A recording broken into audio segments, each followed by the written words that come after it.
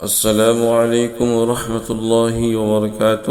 ناظرین، امید کرتا ہوں آپ خیریت سے ہوں گے۔ میرے پیارے ناظرین، آج کی ویڈیو میں سلطان محمود کا ایک واقعہ پیش کریں گے، تو چلیے بلا تاخیر ویڈیو کو شروع کرتے ہیں۔ قصہ ہے کہ سلطان محمود کے غلام تھا، اس کا ایاز نام تھا۔ بادشاہ اس سے بہت محبت کرتا تھا۔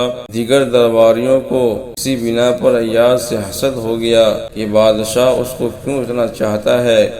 بادشاہ نے اس کو بھانپ لیا اور لوگوں کو یہ بتانا چاہا کہ میں کیوں ایاز سے اتنی محبت کرتا ہوں۔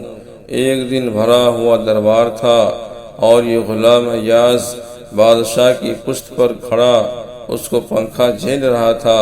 اسی درمیان بادشاہ نے کہا، میرے دربار کی جو چیز جس کو پسند ہو، میری طرف سے اس کو اجازت ہے کہ اس چیز پر وہ ہاتھ رکھ دے، وہ چیز اس کو دے دی جائے گی۔ سارے ارکان دولت و مشیران سلطنت اٹھے اور انہوں نے اپنی اپنی پسندیدہ چیزوں پر ہاتھ رکھ دیا اور بادشاہ کی اجازت سے اس کو اٹھا لیا، مگر ایاز خاموش اپنی جگہ کھڑا تھا۔ اس نے نہ کسی چیز پر ہاتھ رکھا نہ اس کو اٹھانے کی کوشش کی۔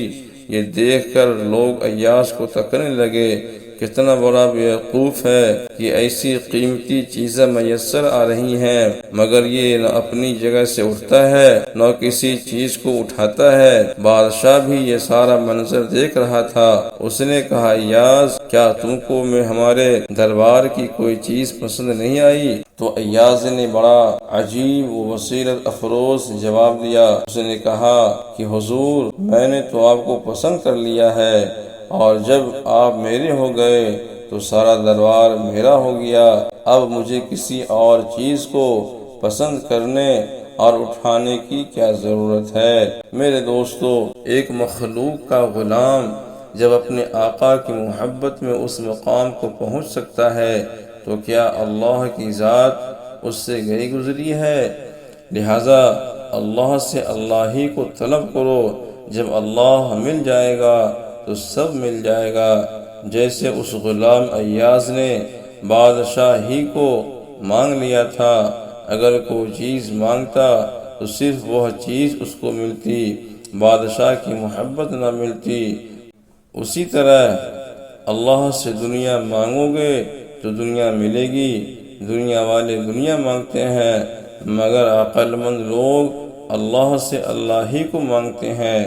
جب اللہ کو مانگ لیا تو اللہ اس کا ہو گیا، جس کا اللہ ہو گیا سب کچھ اس کا ہو گیا۔ تو ناظرین، آج کے ویڈیو میں اتنا ہی۔ اپنا خیال رکھیں۔ السلام علیکم ورحمۃ اللہ وبرکاتہ۔